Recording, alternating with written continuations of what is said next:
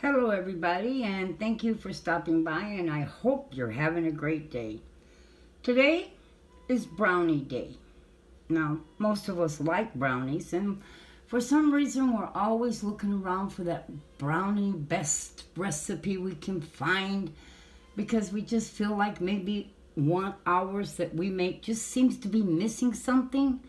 Well, I have one of those recipes, and it is awesome. But I must admit, when it comes to brownies or anything that I make, I usually pick recipes with things that I know I keep on hand. And this one is a really old recipe. I collect cookbooks from a long time ago. And I mean, a really long time ago. And they're some of the best cookbooks that you can find compared to, at least in my opinion, compared to what's being put out today. Now, this is made from Hershey's cocoa. One thing they've said about Hershey's cocoa is its shelf life is indefinite. It keeps forever.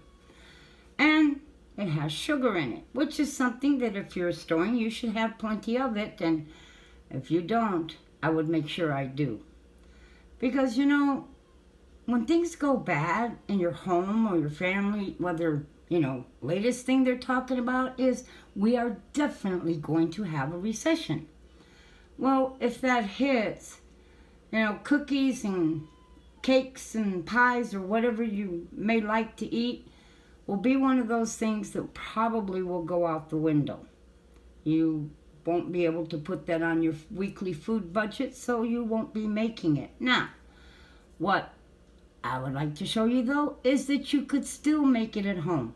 Butter can be frozen, and hopefully you've got at least 75 to 100 pounds of flour sitting around to do you for a year. Now, this is my bowl where I have my flour. Where I have my sugar and my Hershey's cocoa. This is my flour. And over there is my butter.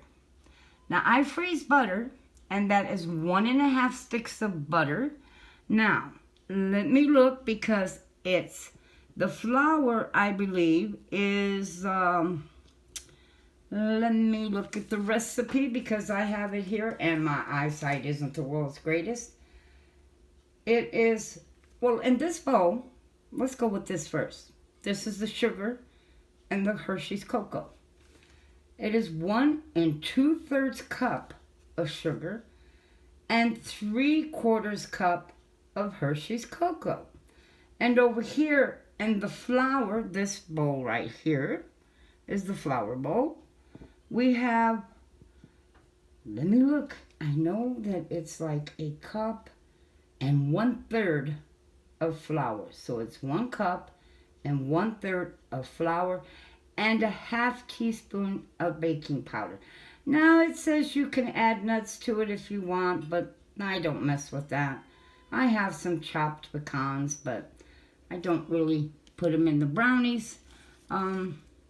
So, oh well. And then, like I said, the butter is 1.5 sticks of butter.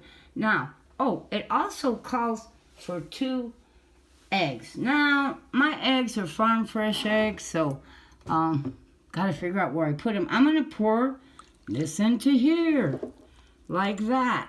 And then I'm going to look, I don't know where I put my eggs. I thought I brought them over here with me. Oh, I did. I see them behind the bowl. These eggs are my farm fresh eggs. I stuck them behind this bowl here. And this goes into this. So, let me crack this egg. Egg number 1. There we go. And there's a second egg you put into this. And what you want to do is mix this all together without the flour. Okay? You're going to mix this and gonna get a good mix going on it, okay? Just like that. So you put that butter in there and you got them eggs in there, and this is just how you just mix it up real good. Okay, and then we're going to slowly add the flour to it once we get this all mixed up really good. Okay. Oh, I see that egg has not got mixed up in there good yet. I just love farm fresh eggs. The reason I like them, and I know some people who don't, but I'm going to explain to you the reason that they really don't. Farm fresh eggs are richer. And the reason they're richer is because you use them not too long after they're laid. What you're getting from the store has sat around for weeks and weeks before you get them. You know, they have to wait till they're laid, then cleaned, you know, shipped to the stores, which could take 3 to 4 days, or 5, or even longer, depending where they're coming from. And they have to wait till they get a certain amount, too, to ship them out. So you're not getting the egg right away. I've noticed even the eggs that call organic, or, you know, free range, the yellow on them is very light. The longer the egg sits around, the less nutritional value because it begins to disappear. So, you know, oh well, that's how it is. That's why I prefer farm fresh. And that's why some people say, well, farm fresh eggs, they just have a different funny taste to them. Yeah, they have all their nutrition. It hasn't sat around and leaked out because eggs are porous, the shells are. Now, here goes the flour, and we're going to mix that in next, okay? Let's get this mixed in here. Okay, here we are. I mixed it in, the flour. I'm showing you something here because I've heard the excuse from some people when I tell them, oh, you can make brownies. Well, I don't have a brownie pan. Well, this is a cake pan, and it's a very old one, and I just want to show you that even if you don't have a brownie pan, do not let that stop you from making brownies. Because, you know, we have to, what I say, you know, think of other ways to do things if we don't have something. And especially if we're short of money or we can't afford it that week, don't let it stop you from making something. Use something different to make it with. So, now, I wanted to just say this is a thick batter. It is not thin or runny. It's very thick. And you're going to have to take a spoon and kind of work it around, okay? Now, we're going to bake these at 350. And remember, when you stick a knife through these, they're going to be a little bit gooey. They're not going to come out clean because these are what they call chewy cocoa brownies. And they suggest, let me see if I can see, bake 18 to 20 minutes. Yeah, that says 18 to 25 minutes. So, you got to check them and see. I need to write this recipe down on a recipe card, but I haven't done that yet, but I really should. Sometimes I'll find recipes and just throw it in the recipe box I have, and that's it. But this is it. We're going to put these in the oven. Oh, I can't wait. I cannot wait to sit down to a cup of coffee and a nice brownie. I've been up since 4 o'clock this morning, and I need a break already. It's just been very hectic and doing all kinds of things around here. So, let's get these cooked, and I'll bring you back and show you what they look like. Okay, here we are. The brownies are ready, and I've already got them cut in squares, as you can see. Now I'm going to try to go down in here and remove one of them without breaking it into 1,000 pieces.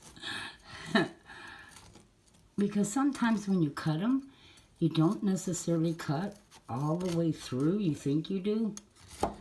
And because this is a round pan and not a square one, it does make it a little harder. But, like I said, you know, it doesn't matter. Even if it comes out in pieces. Let me put this down here, this camera, because I really can't do this, holding this very well. And so I have a harder time here. because I can hold the brownie. The first one is always the hardest to get out. You see? I got that out of there now. There they are. And I'm going to sit and enjoy this with a nice hot cup of coffee. Look at that. Switch it around here so you can see. These are wonderfully delicious and chewy and gooey.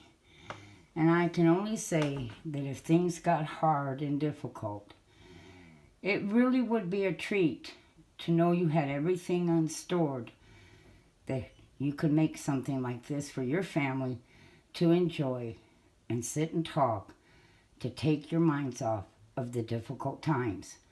That's what it's all about. Food, family, good talk, and building memories. Because no matter what comes in life, how hard life may be, it's little treats like this that kids remember during those hard times. Well, may you have a very, very blessed day.